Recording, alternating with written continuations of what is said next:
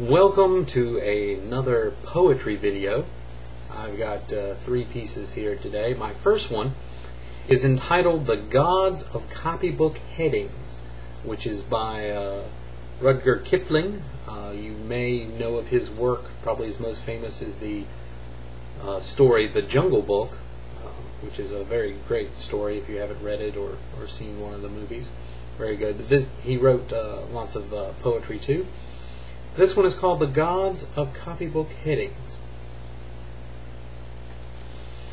As I pass through my incarnations in every age and race, I make my proper prosternations to the gods of the marketplace. Peering through reverent fingers, I watch them flourish and fall, and the gods of the copybook headings, I notice, outlast them all. We were living in trees when they met us. They showed us each in turn. The water would certainly wet us, as the fire would certainly burn. But we found them lacking in uplift, vision, and breadth of mind. So we left them to teach the gorillas, while we followed the march of mankind. We moved as the spirit listed. They never altered their pace, being neither cloud nor wind-born like the gods of the marketplace. But they always caught up with our progress, and presently word would come that a tribe had been wiped off its ice field, and the lights had gone out in Rome. With the hopes that our world is built on the very utterly out of touch, they denied the moon was Stylian, and they denied she was even Dutch. They denied that wishes were horses, they denied that a pig had wings. So we worship the gods of the market who promised us these beautiful things. When the Cambrian measures were forming, they promised perpetual peace. They swore if we gave them our weapons that the wars of tribes would cease. But when we disarmed, they sold us and delivered us bound to our foe. And the gods of the copybook heading said, "Stick to the devil you know." On the Fenian sandstone we were promised the fuller life, which started by loving our neighbor and ended by loving his wife. Till our women had no more children, and the men lost reason and faith, and the gods of the copybook heading says, "The wages of sin is death." The Carboniferous epoch we were promised abundance for all, by robbing selected Peter to pay for our collective Paul. But though we had plenty of money, there was nothing our money could buy. And the gods of copybook headings said, "If you don't work, you will die." And the hearts of the meanest were humbled and began to believe it was true, that all is not gold that glitters, and two make four.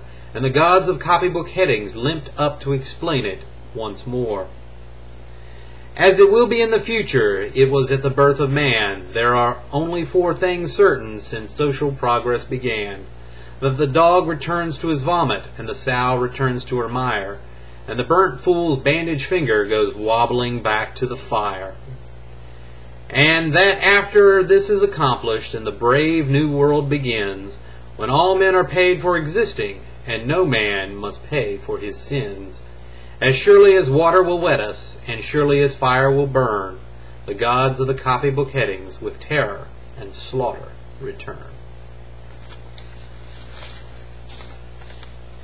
My next one is from J.R.R. Tolkien, from The Hobbit. This thing all things devours, birds, trees, beasts, flowers, gnaws iron, bites steel, grinds hard stones into meal, slays king, ruins towns, and beats high mountains down. Time is the answer. And last but not least, the Song of Moses from the Bible, Exodus chapter 15, verses 1 through 18. Then Moses and the people of Israel sang this song to the Lord, saying, I will sing to the Lord, for he has triumphed gloriously. The horse and his rider has been thrown into the sea. The Lord is my strength and my song. He has become my salvation. This is my God, and I will praise him. My father's God, and I will exalt him. The Lord is a man of war. The Lord is his name. Pharaoh's chariots and his host he cast into the sea, and his chosen officers were sunk in the Red Sea. The flood covered them, and they went down into the depths like a stone. Your right hand, O Lord, glorious in power. Your right hand, O Lord, shatters the enemy. In your greatness of your majesty you overthrow your adversaries, and send out your fury. It consumes them like stubble. At the blast of your nostrils the waters piled up, and the floods stood up in a heap. The deeps congealed in the heart of the sea.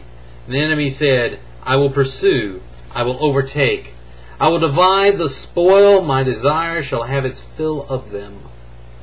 I will draw my sword, my hand shall destroy them.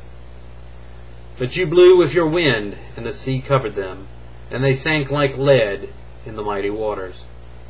Who is like you, O Lord, among the gods? Who is like you, majestic in holiness, awesome in glorious deeds, doing wonders? You stretched out your right hand, and the earth swallowed them. You have led in your steadfast love the people whom you have redeemed. You have guided them by your strength to your holy abode. The peoples have heard, and they tremble. Pangs have seized the inhabitants of Philistia, and are the chiefs of Edom dismayed? Trembling seizes the leaders of Moab, and all the inhabitants of Canaan have melted away. Terror and dread fall upon them because the greatness of your arm. They are still as a stone till your people, O Lord, pass by, till the people pass by whom you have purchased. You will bring them in and plant them on your own mountain, a place, O Lord, which you have made for your abode, the sanctuary, O Lord, which your hands have established. And the Lord will reign forever and ever. That's all for today. Hope you've enjoyed the poetry. Until next time, peace.